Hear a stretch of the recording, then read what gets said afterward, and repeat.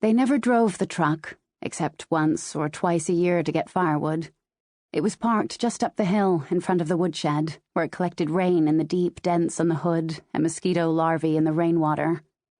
That was the way it was when Wade was married to Jenny, and that's the way it is now that he is married to Anne. Anne goes up there sometimes to sit in the truck. She waits until Wade is busy so that he won't notice that she's gone. Today, she comes here under the pretense of getting firewood, dragging a blue sled over the mud and grass and patches of snow. The woodshed isn't far from the house, but it's hidden from view by a stand of ponderosa pines. She feels like she is trespassing, like none of this is hers to see. The truck is parked on a rare space of flat land, an unlikely shelf carved into the mountainside. In front of the woodshed, around the truck, a few loose bricks lie here and there in the grass and snow. Spindles of mangled wire lean against the trees. Hanging from a long larch limb are two thick ropes that sway opposite each other now, but look as if they might have once been connected by a flat board, a child's swing. It is March, sunny and cold. Anne gets into the driver's seat and shuts the door quietly. She pulls the seatbelt across her body, then rolls the window down so that several droplets splatter on her lap. She touches the wet spots with her fingertip, connecting them with lines in her mind to make a picture on her thigh.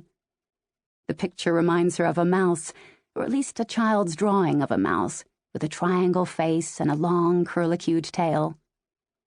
9 years ago, when Wade was still married to Jenny, and both of his daughters were still alive, a mouse had crawled along the top of the truck's exhaust pipe into the engine compartment and built its nest on the manifold.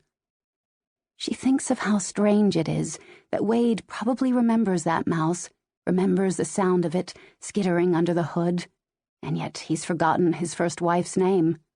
Or so it seems sometimes. But the mouse is still very much alive in his memory. A few years after Anne and Wade married, Anne found a pair of deerskin gloves in a toolbox, high on a shelf in a closet. They were much nicer than the work gloves Wade usually wore, and seemed to be brand new, except for the odor of something burned. That was how she learned about the mouse in the first place. She asked why he kept the gloves stored in their closet instead of using them. Wade told her that he wanted to preserve the smell. What smell is that? The smell of a rodent's nest that caught on fire. The last smell in his daughter's hair.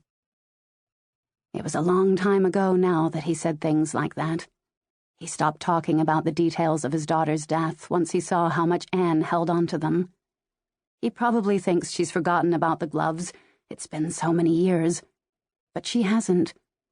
He keeps them in the filing cabinet with his papers in his office upstairs. She's opened the drawer just enough to see them.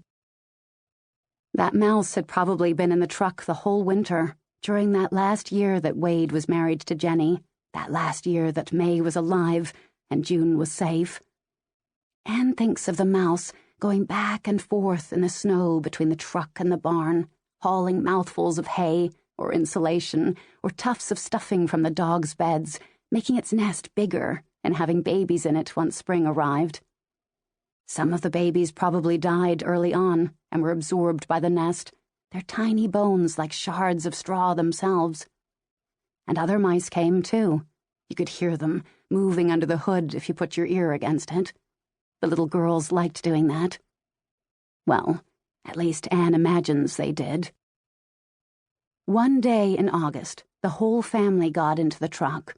Wade at the steering wheel, where Anne is sitting now, Jenny next to him, their daughters June and May, 9 and 6, crammed in back with a jug of lemonade and styrofoam cups, which they carved pictures into with their fingernails.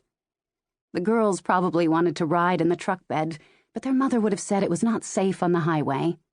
So they sat, facing each other in the cab with their backs against the windows, bumping their knees, probably fighting. They forgot all about the mice. They didn't notice anything at first, driving slowly over the dirt roads.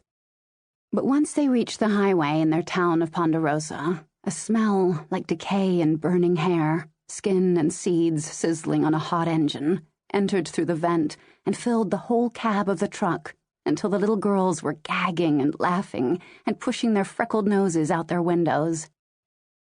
They had to drive on with their windows down, tolerating the smell, for the hour drive through the Nez Valley, past Athol and Kerrywood, then up the long road nearly to the top of Loweel, the mountain where the birchwood was already cut and piled, ready to be loaded. Their hair and clothes and Wade's gloves held the burned smell in their fibers. Anne pictures June and May. They wait in the sun while their mother rolls the birch logs onto the truck bed and their father stacks them there. The girls lean against the tires, slapping horseflies on their legs, pouring lemonade into the dust. The smell would have been there on the way back, too. It is the one constant. It connects two things in Anne's mind that she can't manage to connect otherwise: the drive up the mountain and the drive back down. The drive back down is the part Anne comes here to try to understand.